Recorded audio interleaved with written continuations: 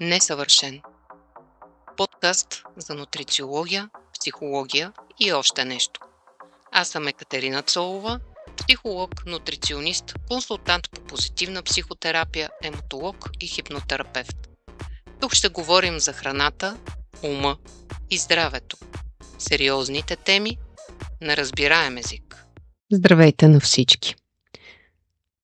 Веднъж една клиентка ми каза: така се раждаме в този живот и никой не ти дава инструкция за живота. Реших да ви дам скромно 11 инструкции за живот. Първата е: получаваш тяло. С раждането всички ние получаваме тяло. Може и да ти харесва, може и да не ти харесва, но за добро или зло, това е единственото, което ще бъде твое от началото до края. Не можеш да го смениш. Така че единственият избор е да се грижиш за него с любов и разбиране. Ще ви разкажа за мен. От най-ранна възраст бях дете с наднормено тегло. Мразех тялото си. Мразех себе си. Опитвах всичко. Диети, хапчета, всякакви крайни методи. Но промяната започна, когато се научих да се обичам истински. Не на думи. Много хора казват: обичам себе си. Но когато ги погледнеш какво вършат, всъщност ти става ясно, че всъщност не се обичат. Когато спрях да се наказвам и започнах да се грижа за себе си с любов, с разбиране, тялото ми откликна, без да осъзнавам. Бях започнала да отслабвам. И така, почти 60 кг надолу. Втората инструкция е, че ще учиш в училище, наречено живот на планетата Земя. Всяко събитие, всеки човек, когото срещаш, е учител. Всичко добро или лошо идва, за да ни покаже нещо. Спомням си клиентка, която дълго се оплакваше от токсичен колега, който я подценяваше.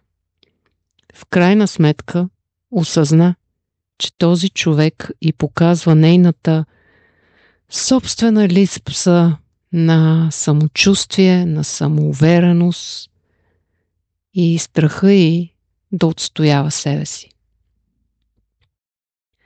Третата инструкция, любимата ми може би: не съществуват грешки. Има само уроци и натрупан опит. Неуспехът е част от пътя към успеха.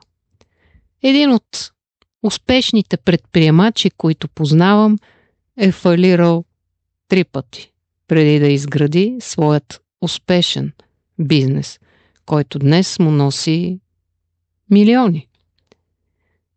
И той казва: всеки провал ми беше нужната подготовка за следващия успех.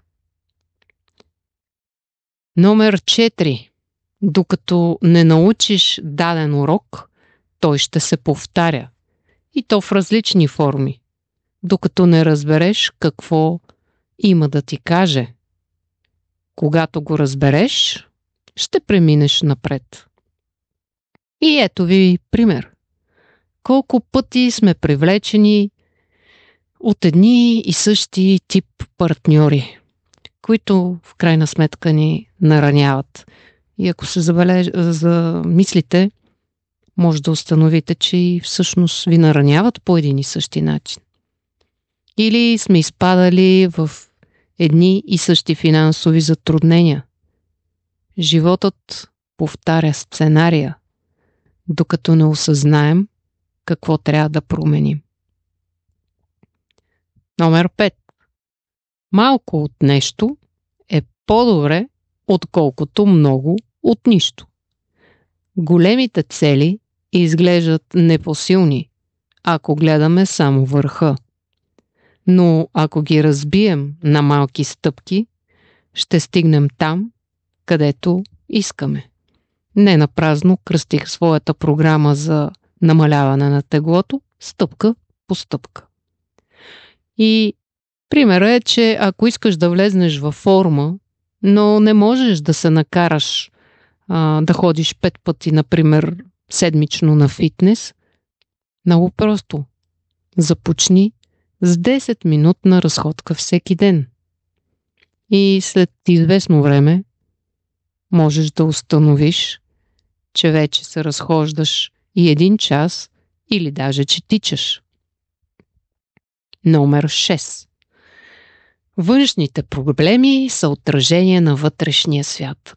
Нямате представа колко е вярно. Когато промениш начина, по който се чувстваш вътре в себе си, реалността ти започва да се променя.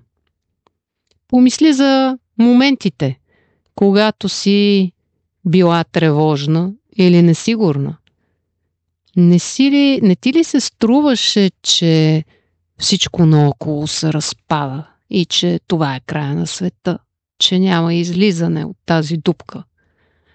Когато обаче си в мир със себе си, проблемите се решават по-лесно.